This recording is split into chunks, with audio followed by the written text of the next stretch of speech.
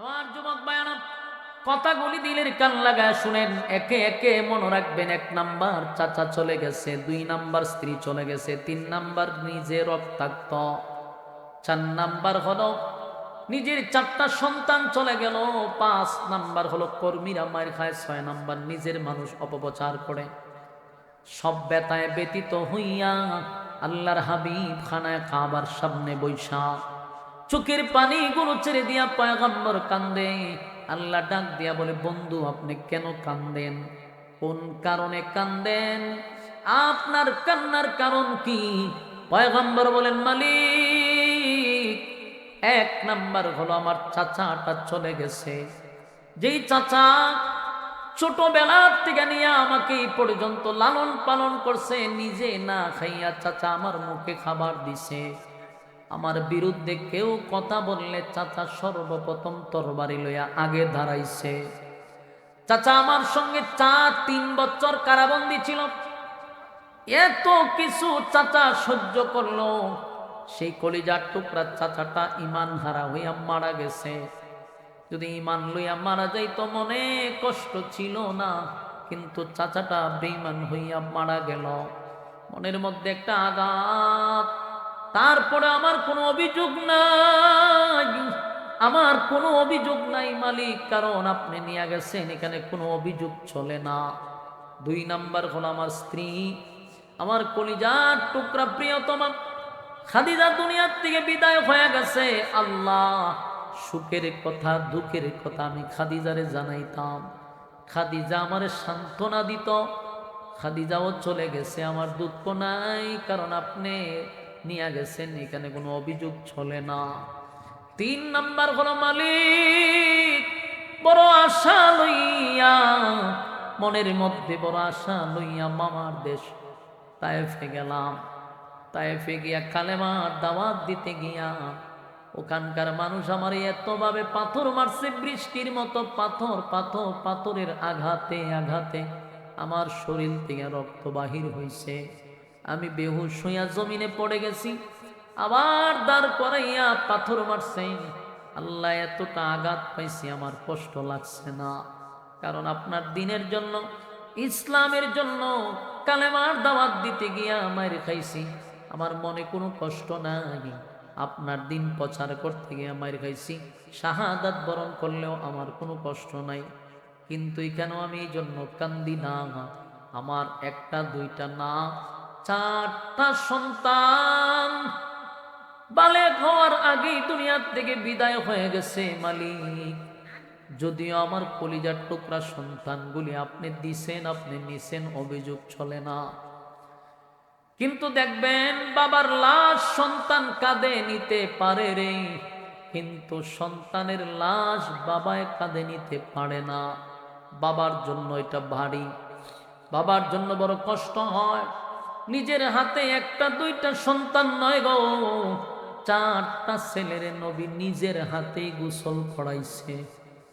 নিজের হাতে নবী তার সন্তানকে গোসল করাইল, নিজের হাতে পয়গম্বর গোসল করাইয়া কাপন পড়াইল, তারপরে নিজে জানাজা পড়াইছে।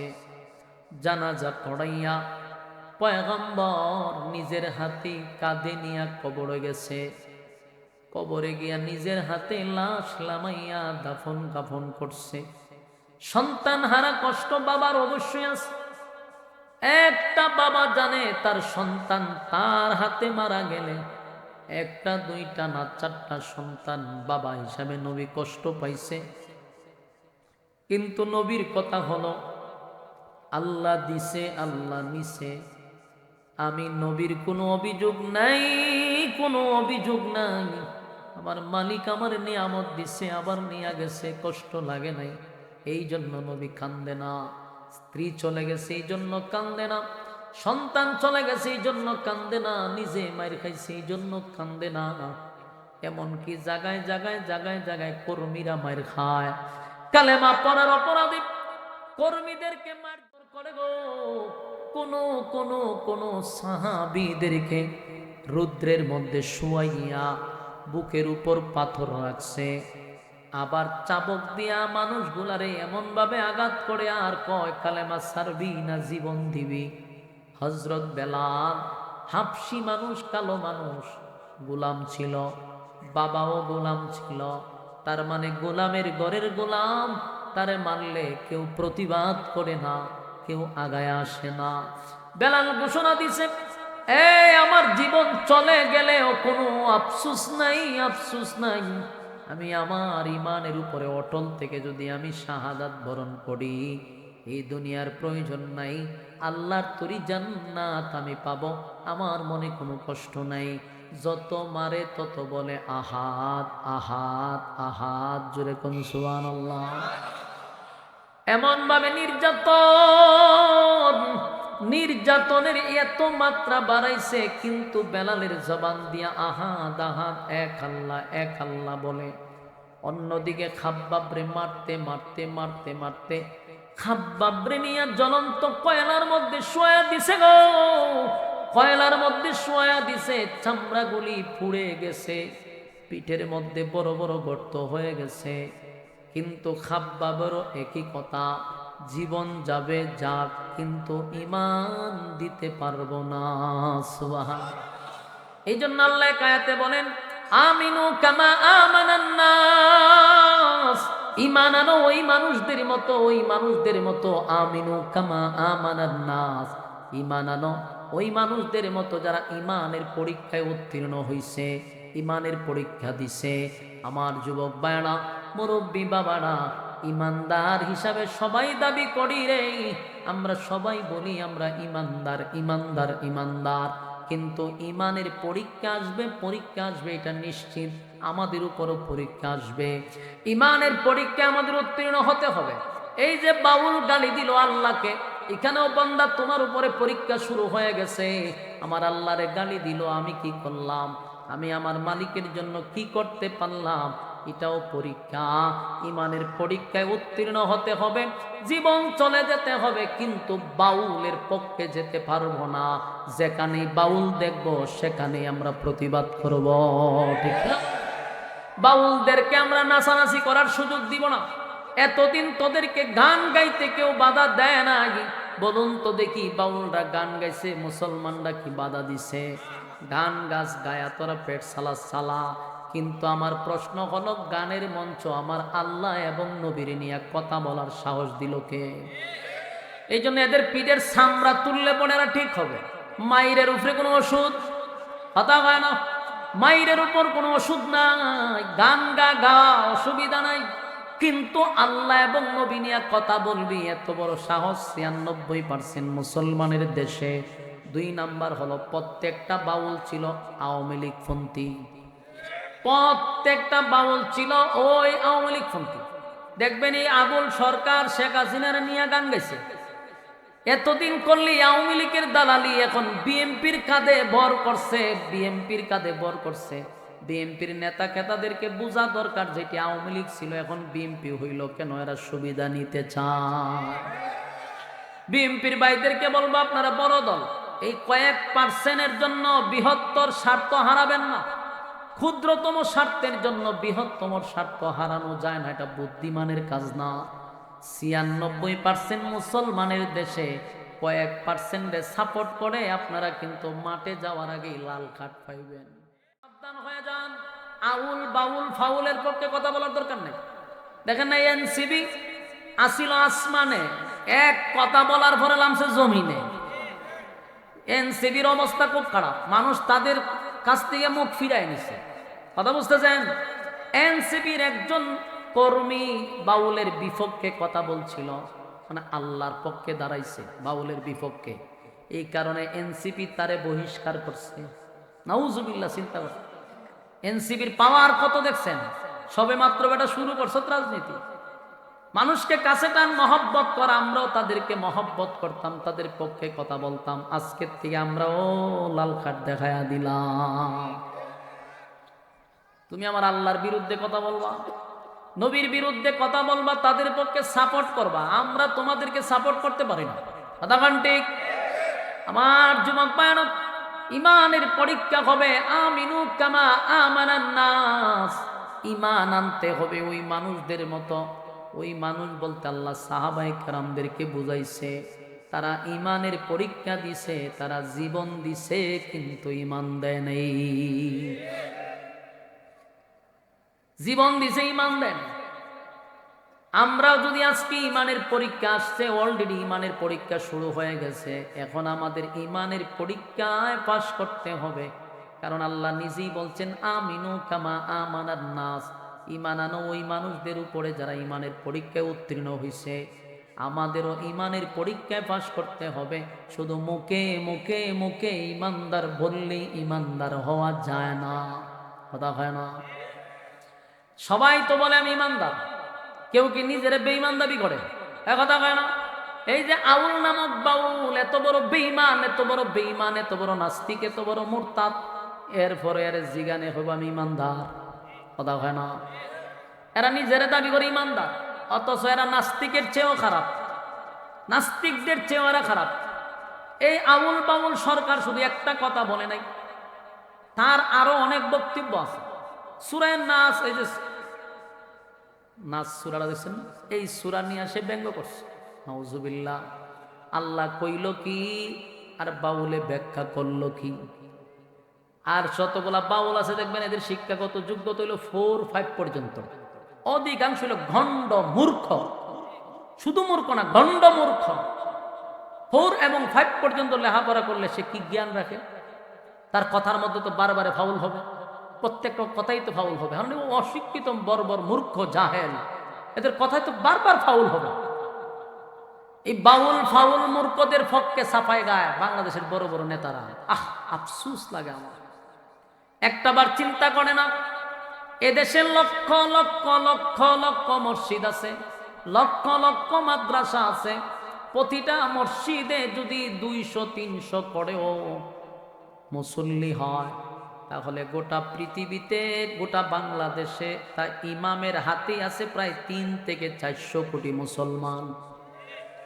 জরিপ করেন আপনি, বাংলাদেশে যতগুলো মসজিদ আছে প্রত্যেকটা মসজিদের আন্ডারে যদি 300 করে হয়, একেবারে কম ধরলাম, কারণ কোনো কোনো মসজিদে 5000 মুসল্লি হয়, ঠিক না? আমি একটা পড়াইতাম হাজি আব্দুল সত্তার, এখানে প্রায় 5000 মুসল্লি হইতো। তার মানে আপনারা যে মানুষ পেয়েছেন এর 10-20 ডাবল মানুষ আমার মসজিদের নিচতলাতে হইতো। কথা বুঝতেছেন? আপনারা যেই পরিমাণ বসছেন এই পরিমাণ গাড়ি হইতো মসজিদে, গাড়ি আসবে এর চেয়ে বেশি। তাহলে এক মসজিদে যদি 5000 পাঁচ দিলাম, ধরেন প্রত্যেকটা মসজিদে এবারই দিলাম 300, তাহলে আপনি হিসাব করেন বাংলাদেশে প্রায় 300-400 লক্ষ মসজিদ আছে। তাহলে একই টাইমে ইমামের আন্ডারে থাকে প্রায় 6 থেকে 7 কোটি মুসলমান। সুবহান। আপনি ইমাম বাদ দিয়া, আলেম বাদ দিয়া রাজনীতি করবেন, লাল খাট পাইবেন। কি খাট পাইবেন? ইমামের আন্ডারে তো আছে 6 কোটি মুসলমান। আপনি কারে মাইনাস করতে চান? আপনি মাইনাস করলে তো আপনি মাইনাস হয়ে যাবেন। বাউলের হাতে কয়জন আছে? একজন ইমামের আন্ডারে, গোটা বাংলাদেশে মসজিদের ইমামের আন্ডারে আছে প্রায় 6 থেকে 7 কোটি মুসলমান। এরপরে ফির মাসায়েক তো বাদ দিলাম, হক্কানি ফিরের আন্ডারে আছে আরো কয়েক কোটি, ঠিক কিনা? বাংলাদেশের জনসংখ্যার কয় কোটি? বেশিরভাগই তো আলেম ওলামাদের কাছে বিরান, ঠিক কিনা? তাহলে আপনি কারে মাইনাস করে কারে খুশি করতে চান? এগুলা হলো মাথা মোড়ামি কারণে, মাথা মোড়া হওয়ার কারণে, এই সমস্ত লোকের কারণে বিশদ একটা দলের বদনাম হচ্ছে। দলকে ধ্বংস করতেছে কয়েকটা মানুষ। দলের সবাই খারাপ না, দলের সবাই তো খারাপ না, কিছু লোকের কারণে দলের বদনাম হয়। আমার দলে যদি 1-2 জনের কারণে যদি আমার দল ধ্বংস হয়ে যায়, এই 1-2 জন লোককে আমার সাথে সাথে ব্যবস্থা নেওয়া দরকার। আমার পুরা দলটাই 2টা লোক নষ্ট করবে, আমি তো তারা রাখবো না।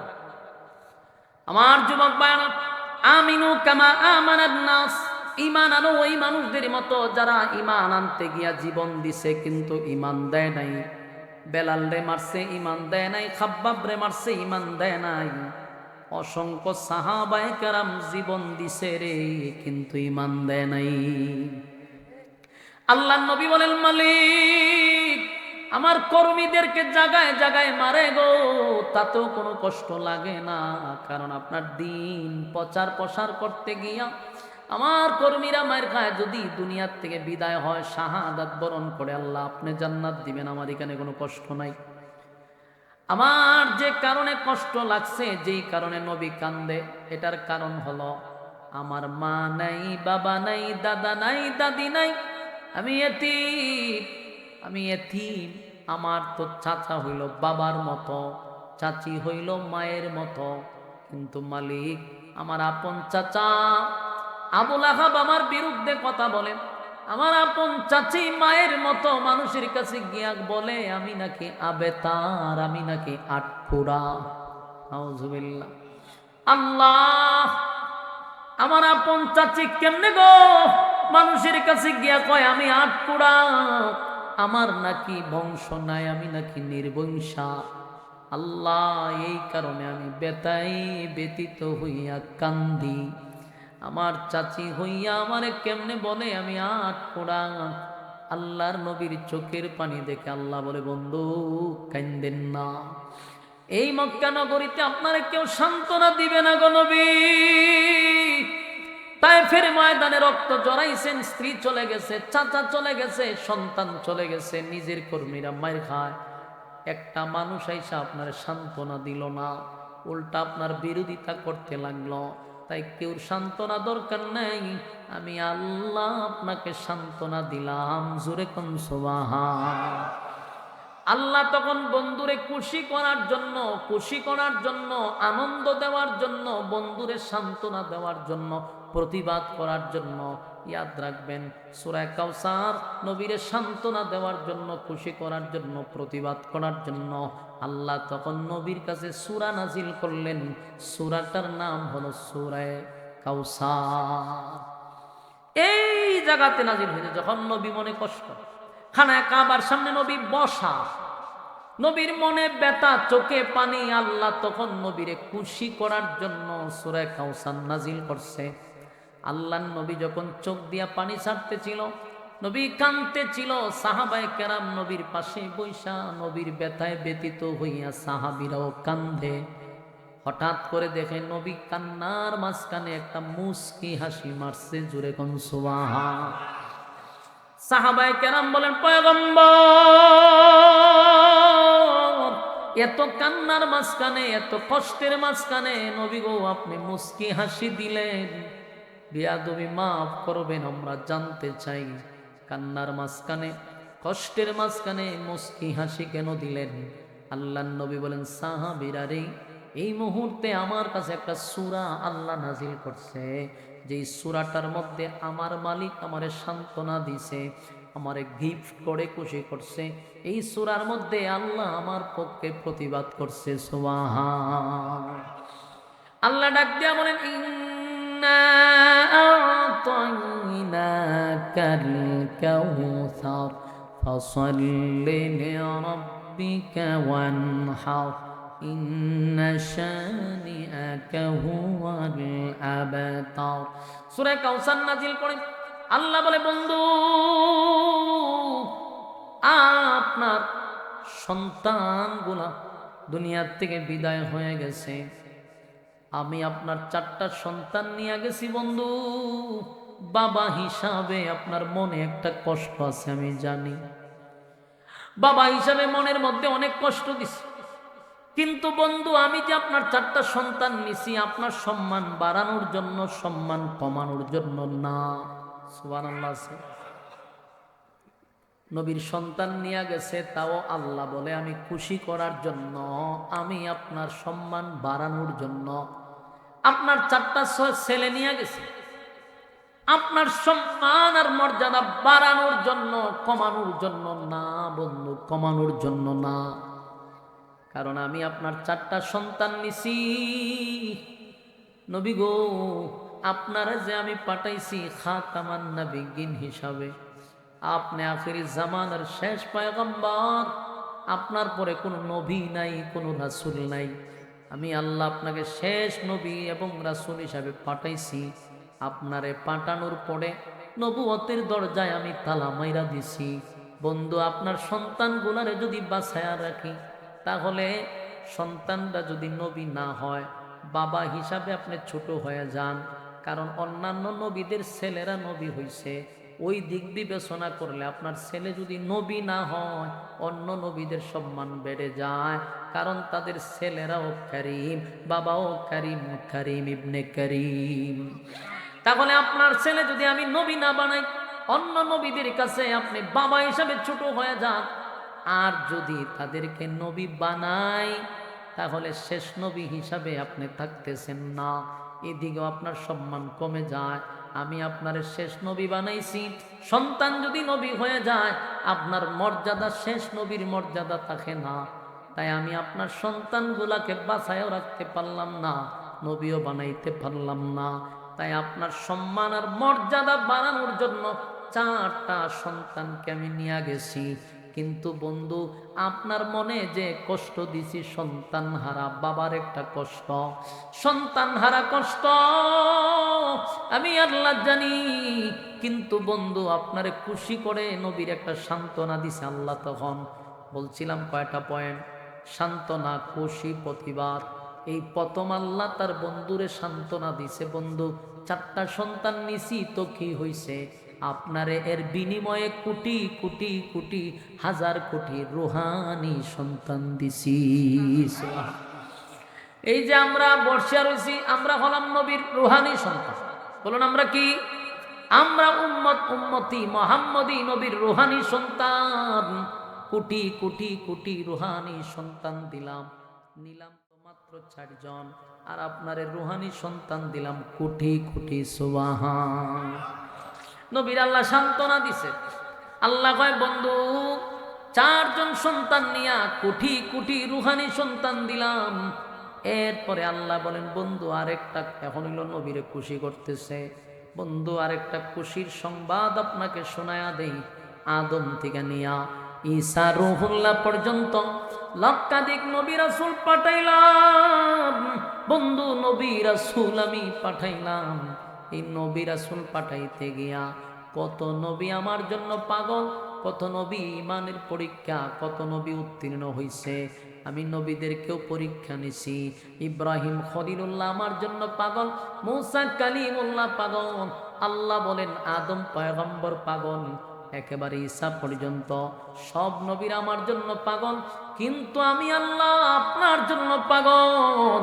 আমি তাদের নামের উপাধি হাবিবুল্লাহ দেই নাই, আপনারে হাবিবুল্লাহ দিছি। আমি আল্লাহ আপনার জন্য স্বয়ং নিজেই পাগল। তাই আপনারে খুশি করাটাই হলো আমার ভালোবাসা। বন্ধু ওয়াদা দিলাম, আদমরে যেই জিনিস দেই নাই, আদমরে যেই জিনিস দেই নাই, আমি আল্লাহ ইব্রাহিমকে যা দেই নাই, নূহ পয়গম্বরকে যা দেই নাই, মূসা কালিমুল্লাহরে যা দেই নাই, ঈসা রূহুল্লাহরে যা দেই নাই, আমি নবী আপনারে সেই জিনিসটা দিলাম। সেটার নাম হলো সূরা কাউসার। কাউসারের মাধ্যমে আল্লাহ বলেন আপনাকে হাউজে কাউসার নামক একটা পানির কূপ দিয়া দিলাম, যেইটা আমি কোনো নবীরে দেই নাই। এটার এত মান, এত মান, এই পানির এত দাম, হাসরের মাঠে বোঝা যাবে হাউজে কাউসারের কত দাম, যেটা আমি আল্লাহ আপনারে গিফট করলাম। আমার যুবক ভাইরা, এই হাউজে কাউসার এটা সাধারণ নয় গো। হাউজে কাউসারের পানির এত দাম, এত দাম, এত দাম, এত দাম, এত দাম। এই পানিটা হবে দুধের চেয়েও বেশি সাদা, এই পানিটা হবে মধুর চেয়েও বেশি মিষ্টি, এই পানিটার মধ্যে গ্রান হবে মেশকে আম্বরের চেয়েও বেশি। আমার যুবক ভাইরা, এই পানি যদি কেউ একবার পান করে, একবার পান করে 50,000 বছরের ভিতরে বান্দা বান্দির আর পানির পিপাসা লাগবে না। এই পানির কূপ আমার নবীরে দিছে, আমার নবীরে দিছে। জোরে জোরে কোন সুবহান। আল্লাহ বলেন ওয়ালা সাউফা ইউতিকা রাব্বুকা ফাতারদা। আপনাকে আমি খুশি করব, খুশি করব, খুশি করব চিরেই শীঘ্রই। সূরা দুহাতে আল্লাহ বলেন ওয়ালাল আখিরাতু খায়রুল লাকা মিনাল উলা ওয়ালা সাউফা ইউতিকা রাব্বুকা ফাতারদা। আল্লাহ তার বন্ধুরে বলেন ওয়ালাল আখিরাতু খায়রুল লাকা মিনাল উলা, দুনিয়াতে আপনারে আমি কিছুই দেই নাই, পরকালে আপনার জন্য কোটি কোটি কোটি গুণ বেশি বরাদ্দ রাখছি। জুরে কোন সুবহান। আল্লাহ বলেন ওয়ালাল আখিরাতু খায়রুল লাকা মিনাল উলা, এরপর আল্লাহ বলেন ওয়ালা সাউফা ইউতিকা রাব্বুকা ফাতারদা। বন্ধু আপনাকে আমি অচিরেই খুশি করব। এই ওয়ালা সাউফা ইউতিকা রাব্বুকা ফাতারদা সূরা দুহার এই আয়াতের ব্যাখ্যায় তাফসীর কারকরা বলেন এখানে কয়েকটা কারণ আল্লাহ ইঙ্গিত করছে। এক নাম্বার হলো বন্ধুর কষ্টের কারণে আল্লাহ বুঝাইছেন অচিরেই খুশি করব, তার মানে মক্কা বিজয়ের সুসংবাদ। দুই নাম্বার হলো মেরাজের ঘটনা। তিন নাম্বার হলো হাসরের মাঠে বন্ধুরে সুপারিশ করার মালিক বানাবে। আল্লাহ বলে আমার বন্ধু মার খেয়েছে, আমার বন্ধু রক্তাক্ত হয়েছে, তাই বন্ধুর আমি হাউজে কাউসার দিলাম। শুধু এখানে শেষ না, খালি গিফট করলাম, দিব এক জিনিস আর দেওয়া এক জিনিস, কথা হয় না। আমি আপনাকে একটা গিফট করব এক জিনিস, আর গিফট করছি, বলুন বেশ কম আছে না নাই? অতীত আর বর্তমানের মধ্যে বেশ কম আছে না নাই? করব এটা তো বহুত পড়ে, অতীত আর করছি এটা বর্তমান, কথা হয় না। তাহলে এবার আসুন আল্লাহ তার বন্ধুরে খুশি করার জন্য বলেন ওয়ালা সাউফা ইউতিকা রাব্বুকা ফাতারদা, শীঘ্রই আপনাকে খুশি করব। এই দুনিয়ার নেতারা যদি দলের জন্য মাইর খায়, তাহলে নেতার প্রমোশন বাড়ে না কমে? আরো জোরে মনে করেন আওয়ামী লীগের কাছে যেই সমস্ত বিএনপির নেতারা জনমের মাইর খেয়েছে, এই নেতাদের এখন প্রমোশন বাড়বে না কমবে? কথা হয় না।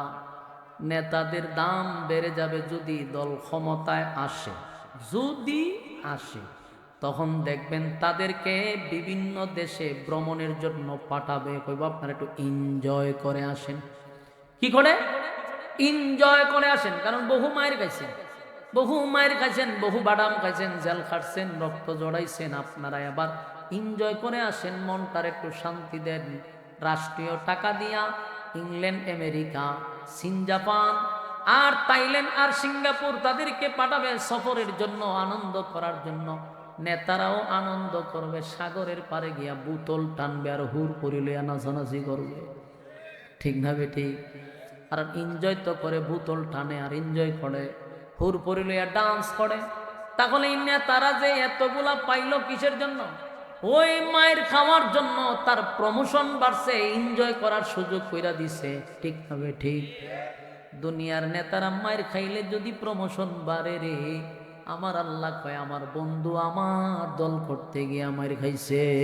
সুবহান আল্লাহ কয় আমার বন্ধু আমার দল করতে গিয়া মায়ের খাইছে গো, আমার বন্ধু আমার দল করতে গিয়া মায়ের খাইছে, আমার বন্ধু তায়েফের ময়দানে রক্ত জড়াইছে, আমার বন্ধু আমার দল করতে গিয়া দাওয়াত দিতে গিয়া গালমন্দ শুনছে, আঘাতে আঘাতে নবী রক্তাক্ত হয়েছে। তাই আল্লাহ হয় আমারও সিদ্ধান্ত হলো আমার বন্ধুরে আমি এনজয় করাবো, আমার বন্ধুরে আমি ভ্রমণ করাবো। তবে বন্ধুর ভ্রমণটা হবে ব্যতিক্রম। দুনিয়ার নেতারা ভ্রমণ করে দুনিয়ায়, আমার বন্ধুরে আমি দুনিয়ায় ভ্রমণ করাবো না, আমার বন্ধুরে আমি দুনিয়ার থেকে 7 আসমানে ইনভাইট করব। জোরে জোরে কোন সুবহান। আমার যুবক ভাইরা, মালিক তার বন্ধুরে এনজয় করানোর জন্য জমিনে ইনভাইট করছে, 7 আসমানে নিয়ে গেছে। সুবহানাল্লাহ। 7 আসমান টপকাইয়া সিদরাতুল মুনতাহা পর্যন্ত জিব্রাইল সফর সঙ্গী, জিব্রাইল তার সফর সঙ্গী। প্রত্যেক আসমানে যায় এক একজন ফেরেশতা, এক একজন নবীর সঙ্গে নবীর সাক্ষাৎ হয়, সালাম বিনিময় হয়। 7 আসমানে চলে গেল, সিদরাতুল মুনতাহায় গিয়া কয় জিব্রাইল, কয় হুজুর এখন যে প্রাইভেট কার আসবে, এই গাড়ির টিকিট আমাকে আল্লাহ দেয় নাই, শুধু একটা টিকিট, আপনি ছাড়া এই গাড়ি থেকে উঠবে না। আমারে মালিক টিকিট দেয় নাই, 7 আসমান পর্যন্ত, সিদরাতুল মুনতাহা পর্যন্ত আপনার সফর সঙ্গী ছিলাম। এবার আপনি সিদরাতুল মুনতাহা থেকে বন্ধু আপনার টিকিট দিছে, আপনি একা একা রফরফ নামক একটা প্রাইভেট কার দিয়া নবীরে নিয়ে গেছে আর সে আজিমে। চিৎকার দিয়া কোন সুবহান। আল্লাহর সে আজিমে নিয়া বন্ধুর সঙ্গে বন্ধুর সাক্ষাৎ, জান্নাত দেখাইলো, জাহান্নাম দেখাইলো, আল্লাহর সৃষ্টি জগৎ ঘুরাইয়া ঘুরাইয়া দেখাইয়া দেখাইয়া বন্ধুরে এনজয় করাইছে। আর বলছে, বন্ধু এবার আসেন, দুনিয়ায় আপনাকে একটা গিফট করছিলাম, এই গিফটটা আপনাকে শুধু করছি না, এটা দিয়া দিছি। আল্লাহ নবীকে নিয়ে গেলেন হাউজে কাউসারের পাড়ে, যেখানে হাউজে কাউসার, সেখানে নবীরে দাঁড় করাইছে। আল্লাহ নবী হাউজে কাউসার দেখা খুশিতে আনন্দে নবী আত্মহারা, আর বলে, মালিক এত আনন্দ আমি কোথায় রাখবো? আমার গুনাহগার উম্মতকে পানি পান করানোর জন্য হাউজে কাউসারটা আল্লাহ বন্ধুরে দিয়া দিছে। জোরে জোরে কোন সুবহান। আমার যুবক ভাই, দুনিয়াতে নেতারা মায়ের খাইলে প্রমোশন বাড়ে রে। আমার আল্লাহ কয়, আমার বন্ধু দুনিয়াতে আমার দরকার থেকে এতগুলা মায়ের খাইল, বন্ধু রক্তাক্ত হইল, আমি আল্লাহ আমার বন্ধুর প্রমোশন বাড়ায়া দিলাম। অন্যদিকে বাইতুল মুকাদ্দাসে নবীরে ইমাম বানাইয়া আমার আল্লাহ উপাধি দিয়া দিল ইমামুল মুরসালিন। সমস্ত নবীদের ইমাম বানায়া দিছে, সমস্ত জগতের ইমাম বানায়া দিল। সেদিন আল্লাহর পয়গম্বরকে সব নবীদেরকে পিছনে রাখাইয়া নবীরে সব নবীদের ইমাম বানায়া দিছে। সুবহান। আমার যুবক ভাইরা, কয়েকটা আঘাতে নবী আঘাতপ্রাপ্ত, কয়েকটা আঘাতে আঘাতে নবী ক্ষত বিক্ষত। 1 নাম্বার নিজে মাইর খাইল, 2 নাম্বার স্ত্রী চলে গেল, চাচা চলে গেল, সন্তানগুলি চলে গেল, আর সমাজের মানুষ তার কর্মীদেরকে মারধর করতে লাগলো, নিজের উপরে অপবাদ দিতে লাগলো। নির্বংশা আটকুরা বলে আমার নবীরে গালি দেয়। আল্লাহ তার বন্ধুরে খুশি করার জন্য সূরা কাউসার নাজিল করে। সুবহান। কোরআনে 2টা সূরা, একটা হলো সূরা ইখলাস, কুল আল্লাহ, এটা শানে ইলাহি, শুধু আল্লাহর শান মান মর্যাদা নিয়ে আলোচনা। আবার বন্ধুর জন্য আরেকটা সূরা নাজিল করছে সূরা কাউসার, এটাকে বলা হয় শানে রাসূল সাল্লাল্লাহু আলাইহি ওয়াসাল্লাম। এই সূরাতে শুধু নবীর শান মান মর্যাদা, সুবহানাল্লাহ, শুধু নবীর শান আর মান মর্যাদা নিয়ে আল্লাহ আলোচনা করছে। প্রথমেই আল্লাহ বলেন, বন্ধু সন্তান নিলাম 4টা, দিলাম কোটি কোটি কোটি কোটি রোহানি সন্তান। সুবহান। কথা বল না, কয়টা দিছে? কোটি কোটি রোহানি সন্তান দিছে। 2 নাম্বার হলো, বন্ধু আপনাকে আমি এমন একটা জিনিস দিলাম যা অতীতের কোনো নবীরে দেই নাই, ভবিষ্যৎ কাউরে দিব না, হাউজে কাউসার। এরপরে আল্লাহ যে প্রতিবাদটা করলো, প্রথম সান্ত্বনা, এরপরে খুশি করা, 3 নাম্বার হলো সান্ত্বনার পরে 3 নাম্বার হলো প্রতিবাদ। প্রতিবাদ নবীর পক্ষে হইয়া প্রতিবাদ করছে। নবীর পক্ষে মদিনায় এখন প্রতিবাদ করার কেউ নাই রে, কিন্তু আল্লাহ কয় আমি নিজেই প্রতিবাদ করব। তারা নবীরে আবেতার বলে গালি দিছে, আল্লাহ কয় ইন্না শানিআকা হুয়াল আবতার। আল্লাহ কয় নিশ্চয় তারা আবেতার, নিশ্চয় তারা লেজ কাটা, তারা নির্বংশা, তারা আটকোড়া। আমার নবী লেজ কাটা নয়, আমার নবী আটকোড়া নয়, আমার নবী আটকোড়া নয়। কারণ আমি আল্লাহ আমার নবীরে ছেলেও দিছি মেয়েও দিছি, যার ছেলেও আছে মেয়েও আছে সে কি আটকোড়া হয়? তাহলে তারা যে বলছিল অপবাদ দিছে, আল্লাহ কয় ইন্না শানিআকা হুয়াল আবতার, নিশ্চয়ই তারা আবেতার, তারা লেজ কাটা, তারা নির্বংশা, তারা লেজ কাটা, আমার নবী নির্বংশা না। এবার আসেন প্রশ্নে, মক্কার মানুষ নবীরে বলছে, নবী দুনিয়ার থেকে বিদায় হয়ে গেলে নবীর নাম নেওয়ার মতো কেউ থাকবে না। কিন্তু আল্লাহ কয়, বন্ধু আপনার 4টা সন্তান যদি বেঁচে থাকতো গো, আপনারে কেউ গালি দিলে আপনার সন্তানরা প্রতিবাদ করতো, ঠিক নেই? কিন্তু আপনার ছেলে নাই, প্রতিবাদ করবে কে? বলে আপনার কোটি কোটি কোটি রুহানি সন্তানরা আছে, আপনি দুনিয়ার থেকে যাওয়ার 1500 বছর আজকে এই দিনেও নবীরে কেউ গালি দিলে আমরা রুহানি সন্তানরা কি ছেড়ে দেই? কথা হয় না। রুহানি সন্তানরা নবীরে গালি দিলে জীবন দিতে আমরা প্রস্তুত। কথা হয় না। আমার নবীর বিরুদ্ধে যদি কেউ গালি দেয় রে, আল্লাহ এবং নবীর বিরুদ্ধে যদি কেউ গালি দেয়, আমরা তার বংশ দেখি না, পরিচয় দেখি না, কত বড় নেতা দেখি না, কত বড় সে জ্ঞানী সেটাও আমরা দেখি না, তার জিহ্বা কুত্তার নাস্তা বানানো না পর্যন্ত আমাদের ঘুম হারাম। ঠিক কিনা বলেন? এখনো যদি বাংলাদেশে নবীর রুহানি সন্তানদের সামনে যদি নবীর বিরুদ্ধে, আল্লাহর বিরুদ্ধে কেউ কথা বলে, আমরা ছেড়ে দিব? আমরা তো ছেড়ে দিব না, আমরা নবীর রুহানি সন্তান, জীবন দিতে পারি, নবীর ইজ্জত রক্ষা না করে ঘরে ফিরতে পারি না। ঠিক কিনা বলেন? অতীত ভবিষ্যতে অতীতে 16 বছর আমরা কি দৃশ্য দেখলাম? শেখ মুজিবুরকে নিয়ে কথা বললে সকালে বললে বিকালে গ্রেপ্তার। হ্যাঁ, সকালে গালি দিলে বিকালে গ্রেপ্তার হয়েছে। প্রধানমন্ত্রীকে নিয়ে গালি দিলে সকালে গালি দিলে বিকালে তার খবরের উপরে ফুল গাছ লাগাই দিছে। কথা হয় না? এখন যে ক্ষমতা আসে নাই বিএনপি, আপনি তারেক জিয়ারে নিয়ে গালি দেন, কালকে আপনার বাড়িতে সন্ত্রাসী গিয়ে হামলা শুরু করে দিব। তাহলে নেতার প্রতি তো মহব্বত কম না? অতীতেও নেতার প্রতি মহব্বত ছিল, তোমাদের নেতার প্রতি মহব্বত আছে, মামলা করো, হামলা করো। আমার নেতা স্বয়ং মুহাম্মদুর রাসূলুল্লাহ সাল্লাল্লাহু আলাইহি সাল্লামকে নিয়ে যদি একটা কথা কেউ বাংলাদেশে বলে, রুহানি সন্তানদের অ্যাকশন শুরু হয়ে যাবে ইনশাআল্লাহ। তুমি কত বড় নেতা এটা মাফার টাইম নাই, কারণ আমাদের কলিজায় আমরা হলাম নবীর রুহানি সন্তান, নবীর ইজ্জত রক্ষার্থে জীবন দিতে আমরাও প্রস্তুত। তোমরা যেমন তোমাদের নেতার ব্যঙ্গ তোমরা সহ্য করতে পারো না, নেতার বিরুদ্ধে কেউ কথা বললে তোমরা সহ্য করতে পারো না, আমরা নবীর বিরুদ্ধে, আল্লাহর বিরুদ্ধে কথা বলে সহ্য করতে পারি না। এটা আমাদের ইমানই দায়িত্ব, এটা আমাদের ইমান, এটা আমাদের ইমানের সাথে প্রশ্ন। প্রতিবাদ না করলে ইমানের সাথে প্রশ্ন হয়ে দাঁড়ায়। আপনি প্রতিবাদ করতেই হবে, কারণ এখানে আমার ইমান জড়িত। আল্লাহরে গালি দিব, আপনি চুপ থাকবেন, ইমান নাই আপনার, এটা প্রমাণ করা যথেষ্ট। আজকে আমার নবীরে গালি দেয়, আল্লাহরে গালি দেয়, কোনো বিচার নাই, ট্রাইব্যুনাল নাই।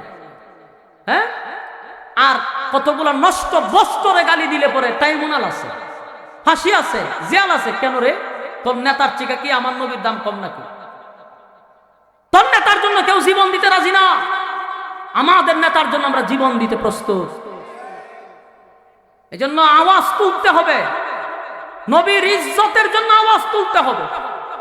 নবীর বিরুদ্ধে কেউ কথা বললে সর্বোচ্চ শাস্তি মৃত্যুদণ্ড। কথা হয় না? 16 বছর আমরা বিচার পাই নাই। দেশ স্বাধীন হয়েছে মনে করে আমরা যে লাফাইতেছি, দেশ আগের থেকে আরো ভয়ানক অবস্থায় আছে। কথা বুঝতেছেন? আগের থেকে দেশ ভয়ঙ্কর অবস্থায় আছে।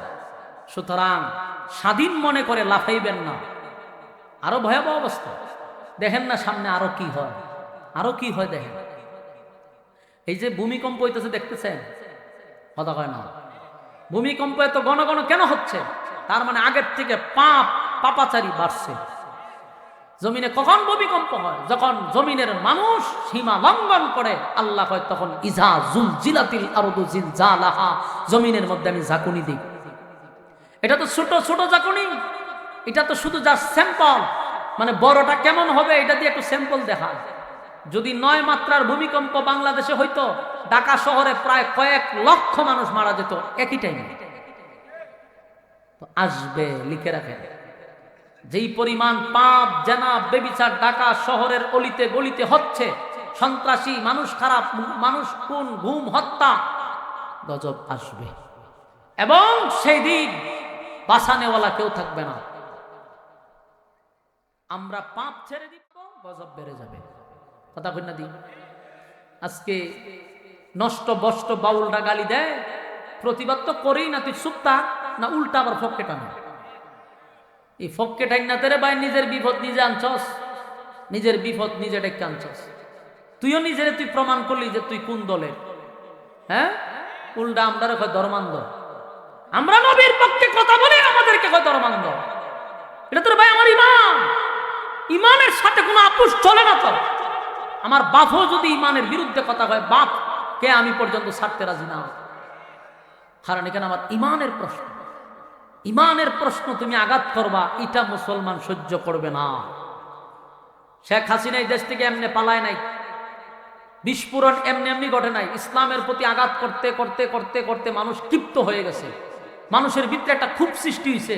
এই ক্ষোভের বহির্প্রকাশ 5ই আগস্ট ঘটছে, একদিনে তৈরি হয় নাই। তোমরা যা শুরু করছো একদিনে না, আস্তে আস্তে এটারও বিস্ফোরণ ঘটবে। তাই এখনো ফিরে আসো, আল্লাহ এবং রসুলের পক্ষে দাঁড়াও, আমরা তোমাদের সাথে আছি। তোমরা নবী আল্লাহর সাথে নাই, আমরা তোমাদের সাথে নাই। কথা ক্লিয়ার কিনা? কারা কারা ইসলামের পক্ষে আছেন হাত তুলে দেখায় দেন। লিল্লাহে তাকবীর।